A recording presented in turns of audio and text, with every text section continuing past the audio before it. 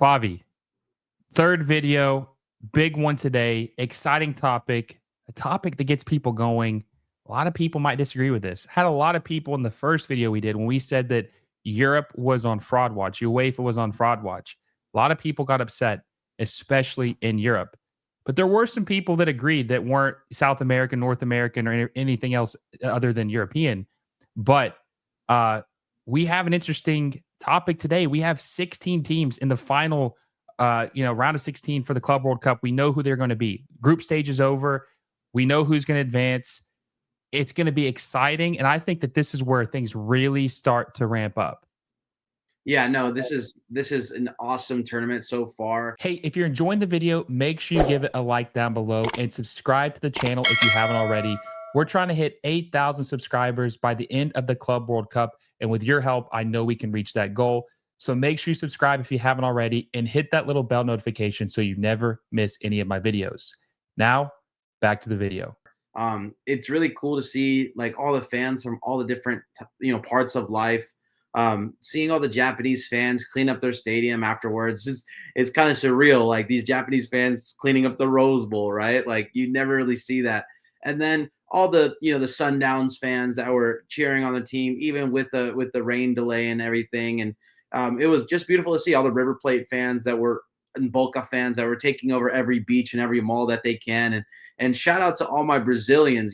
4 teams in this tournament, 4 teams in the next qualifying round, and literally had all these fans from Brazil. It just makes me realize how beautiful a World Cup is. Even though that this is a Club World Cup, the fans still made this feel like it was the tournament to be at and the tournament to watch. And that's exactly what happened. The quality was just great on the field. It was hard to watch anything else but this during the time the group stage was. And I want to say this, right? Because we're going to talk about the round of 16, the matchups, and everybody who's playing and who's remaining. But my respect for Brazil has just absolutely skyrocketed, and I truly mean that. I've been defending this league. I've been telling people this league is 4th or 5th best. Talking to people on the phone, really, really selling how great this league is. This is a very competitive league, high quality league, a lot of talent that I think, they make the joke about if your name is something Dino, you're automatically going to get that inflation of 5-6 times more value. But dude, honestly, I think some of the value, some of the talent in the league is underrated. Yes, the wonder kids, some of the guys will go for the big money like Endrick, or there's several other players, but there are a lot of players who are just overlooked who are very good, man. They're competing with some of these top dogs in the World Cup, Club World Cup, playing Chelsea, playing PSG. These guys are hustling and they are showing that they are just as good. Yeah, look, I mean, if you're a player that went from MLS to the Brazilian league, before I was like, maybe it's not a step down, but I was thinking more of a lateral kind of move. Usually you want MLS to be the springboard to Europe. But guys like Facundo Torres, like Gregori with Botafogo, these guys are legit players on very good teams. And we saw that in this Club World Cup. And it was like, man, I saw Facundo Torres kind of, become a different player. I remember him at Orlando City, and I was like, he doesn't have it, but he looks good. He just doesn't have it. Against Miami, I was like, wait, this guy looks like he's flourishing. And it looks like he's taking over that role with this really good Palmeiras team. And it was just interesting to see, that all this talent can come in this league. And this league is truly slept on. I think their marketing deals need to be better after this Club World Cup. I think the Brazilian league needs to be on Paramount Plus because every single American watches Paramount Plus, no matter what league you like. The Brazilian league should be on there because, man, oh man, do they need the viewership. And I knew the Brazilian league was something to be reckoned with when Coutinho went there, when Memphis Depay went there, when Neymar went there, even Suarez 4 years ago went there. I knew 4 years, 2 years ago when he played for Grêmio. And I knew they had some buying power. And it's obvious that not only do they have the buying power, but they have the talent around those superstars to really, truly be the best league on the Western side of this world. And they really cemented that. I mean, I don't want to, call any names, but man, the Argentinian league just fumbled the bag. I mean, they have all the hype in the world of, Boca Juniors and River Plate and Bombonera and everything. But man, oh man, did they not show up? And you know who did? The Brazilian league and the Brazilian teams. That's for sure. Yeah, I'm honestly would call myself an adopted fan of the Brazilian league. I'm gonna have to pick a club. You guys, listen. Let me know who should I support in the Brazilian league. I'm open. I'm a free agent. You guys, let me know. We have several Brazilian league fans in the channel now. You guys, let me know who I should support. But let's pull up the round of 16. Who's remaining? Take a look at this. Okay, so there are, just to break it down quickly, there are 4 Brazilian teams left in this tournament. Okay. No Argentine teams, which they were clowning them so hard, Boca Juniors and River Plate, for not advancing into the round of 16, which is really funny. There's 2 CONCACAF teams left. There is 1 Asian team left, Al Hilal, and there are 9 UEFA teams left, Bobby. That's the makeup of the rest of this tournament. And I just want to say that as far as stock improvement for each, continent, South America increased the most. By far, they did, especially like we said, the Brazilian league. CONCACAF second. People were clowning CONCACAF, but look, Monterrey made it out of a group with like Inter Milan, River Plate, and Urawa, right? They made it out of that group. Inter Miami made their group out of, Porto, Palmeiras, and Al Ahly. Very tough groups, not easy. So I think that CONCACAF definitely deserves flowers too for their improvement and what they've shown. Monterrey and Inter Miami putting CONCACAF on their back. And Al Hilal, we'll see what they can do. They obviously have to play Man City. Not an easy matchup for them. But man, a lot of continents have really improved their stock. And UEFA, I think their stock has dropped a little bit. Yeah, honestly, I was a little shocked that there really was only one Saudi team, Al Hilal. But we all know they're a powerhouse. You remember what they did to Inter Miami when they played that friendly? I mean, it was embarrassing to be an MLS fan during that time, and to see only one team out of Asia make it to the knockout rounds, and then you see 2 from CONCACAF. It's like, man, CONCACAF actually did show up, and one from each respective league, basically, one from MLS and one from Liga MX. So if you're a fan of North American soccer, you need to be very proud of these 2 teams that made it. I mean, hell, what other teams could really shock you that would have made it to the knockout stage? Maybe LAFC, and maybe they could have switched with Flamengo, or they could have switched with one of those teams if Chelsea was going to make it, whether or not. But Flamengo could have been that team where there was an opportunity. But man, they shut the door on LAFC quick. So yeah, no, definitely proud to be a CONCACAF reporter, and proud to see a CONCACAF 2 CONCACAF teams make it, right? Because there's no African teams, there's no Argentinian teams that made it to the next round. There was 1 Asian team, but no team outside of Saudi Arabia, right? Like MLS and Liga MX should get their flowers as well, along with the Brazil. And I'm going to say this: the Brazilian league looked great, but CONCACAF, I think they're in second place when it comes to people that are out kind of performed what people thought of them.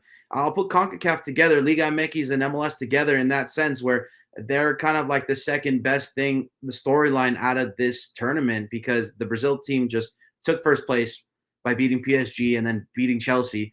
But hey, CONCACAF got some results too. No, I agree. I think that, honestly, like I said, all 3 of those continents, their stock improved during this tournament. I think people are going to look at them in a different light.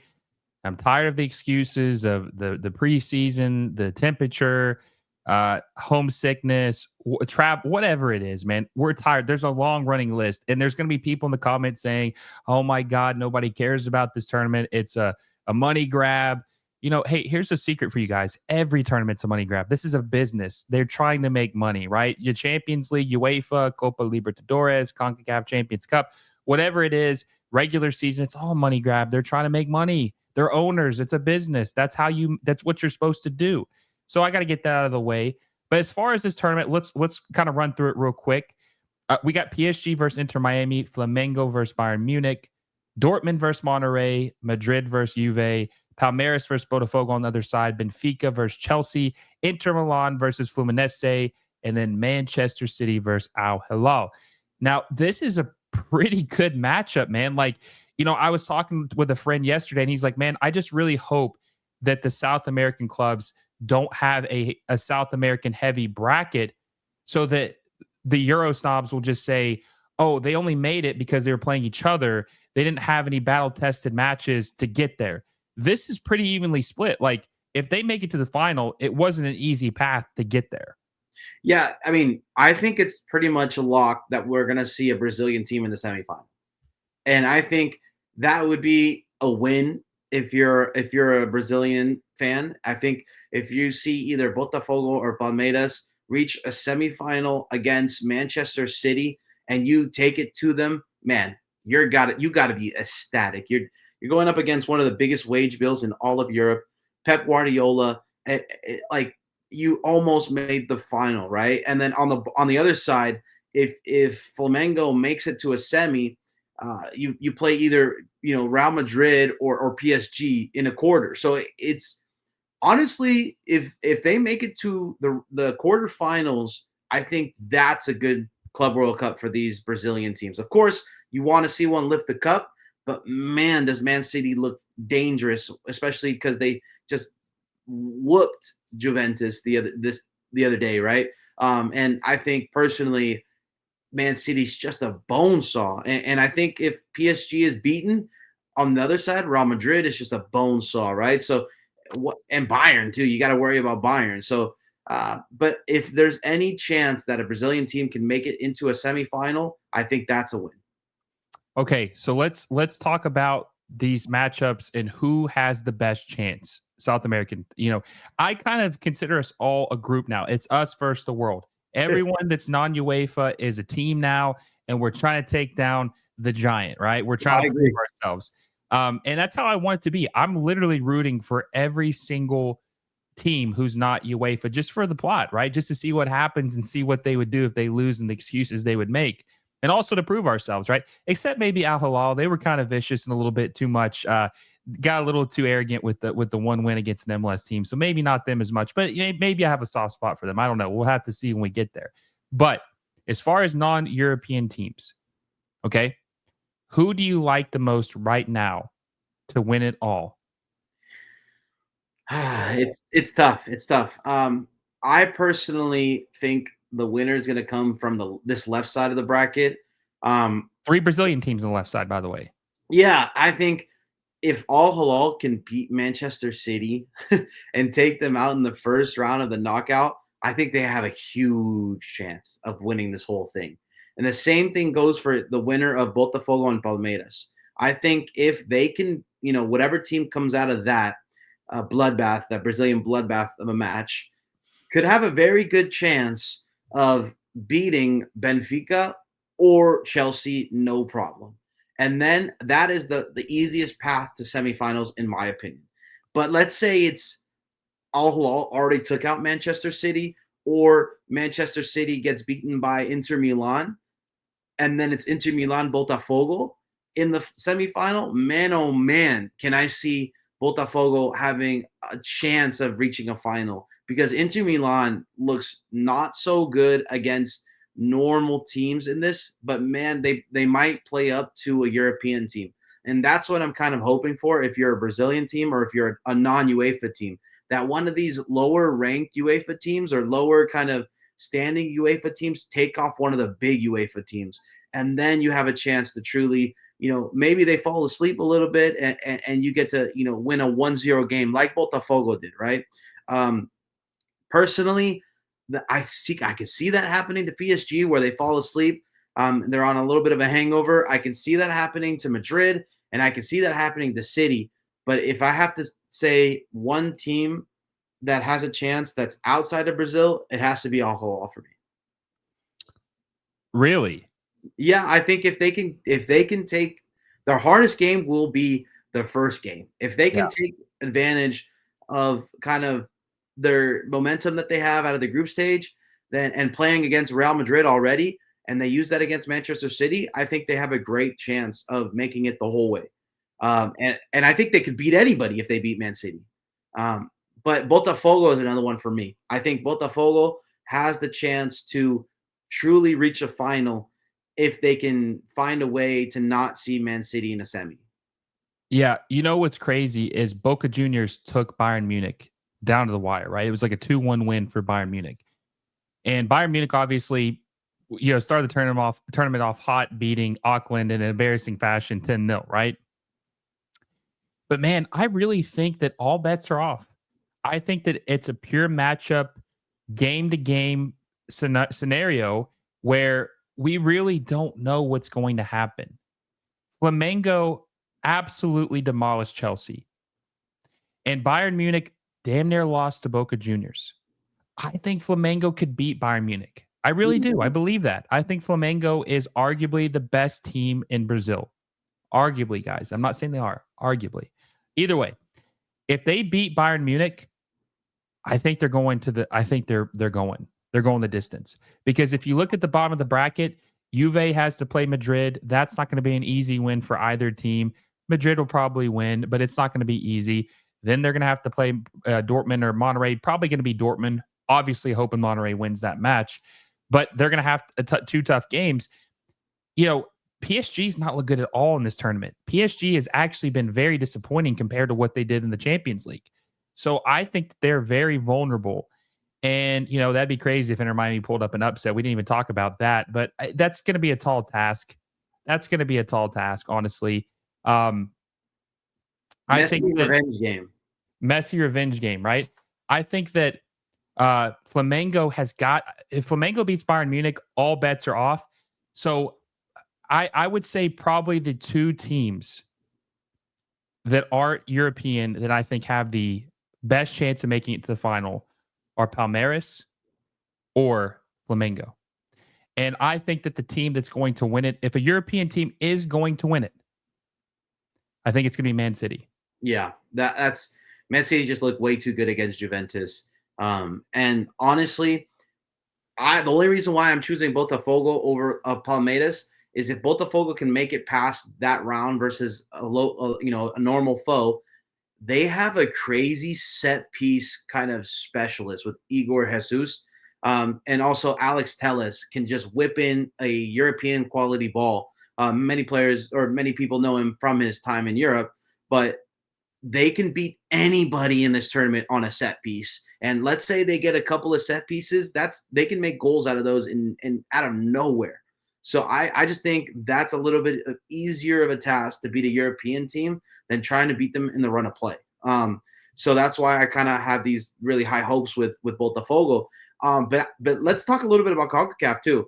I think Monterrey can truly beat Borussia Dortmund, and I think if anybody stocked down out of the European, leagues was definitely Portugal. Portugal is like less than Brazil to me now. I think the next fraud watch might be Bundesliga. And I think if Monterrey takes down Borussia, and like you're saying, Flamengo can take down Bayern, imagine a world where the Bundesliga is out of it before the quarterfinals. Look, we already know that UEFA's on fraud watch. We've seen it all tournament long. They're on fraud watch. They've had too many. I don't think a single European team, actually, there might be one game. One European team may have beaten one Brazilian team. But, I mean, almost every single Brazilian team won their group. I think all of them did win their group, actually. Maybe one of them didn't. Maybe Fluminense didn't. But I know Flamengo did. I know Palmeiras did. I know Botafogo did. That's incredible. Some of these groups they were in.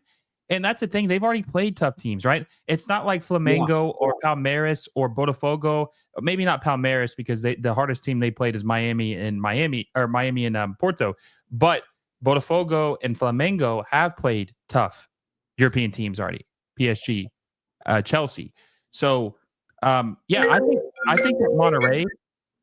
I think Monterrey is definitely a team to watch for an upset against Borussia Dortmund. I think they could give them a match.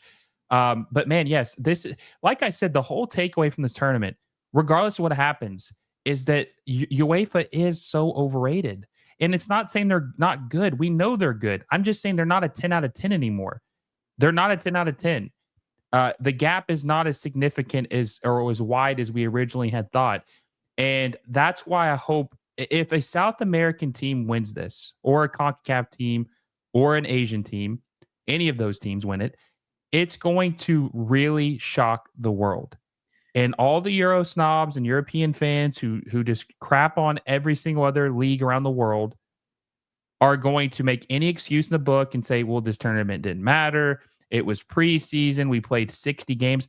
First of all, the Brazilian league plays more games than any other league in the world by far. They're playing like 80 games a year. So don't throw that excuse out the window. That's BS. Okay. Yeah, I remember when Suarez played like 70 games on those 70 knees. games. Yeah, like literally almost ran, what little gas he had in the tank was just completely used, right? Like he's running on E, especially now, right? But this is just proved that, you guys aren't as good as you thought you were. And, that's just how it is. Go back to the drawing board, man. Take an L. I just hope that it is something of a classic where we see a South American CONCACAF Al Hilal play in the final just to see and prove ourselves that we are better than people give us credit for. All the So leagues around the world. So Corinthians one time did win this tournament.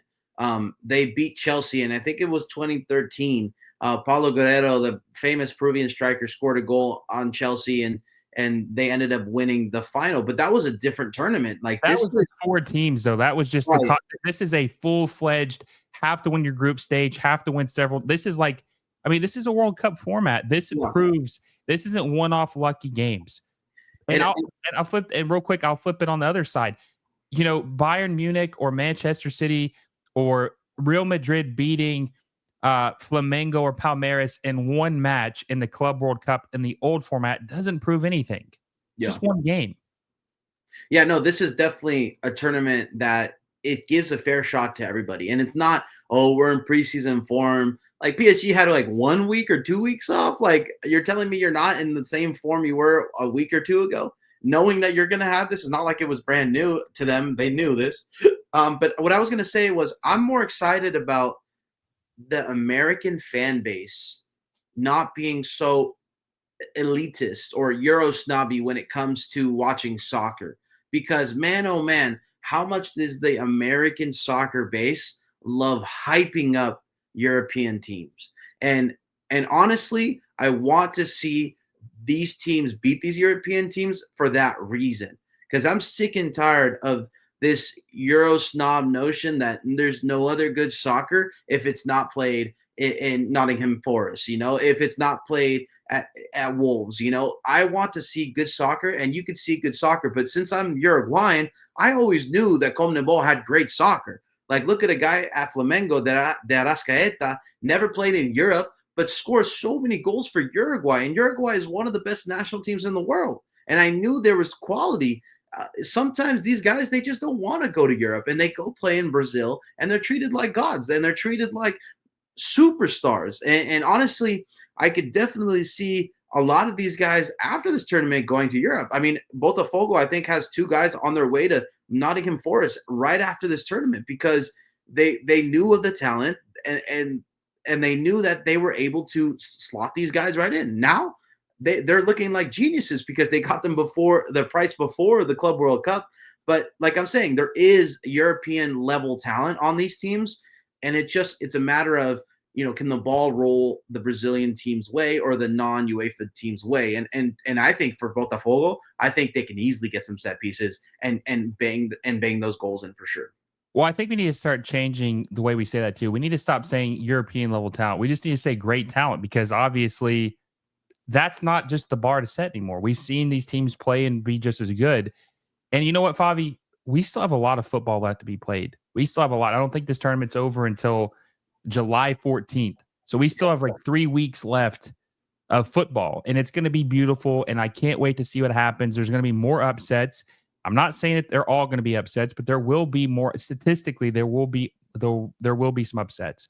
So I hope you guys like these videos. Me and Favi will probably do another Club World Cup format video, just talking about as things progress and it gets to the round of 8 and then, the semifinals. We're going to do more videos because, you guys love these. I mean, our last one got 17,000 views, almost 1,000 likes.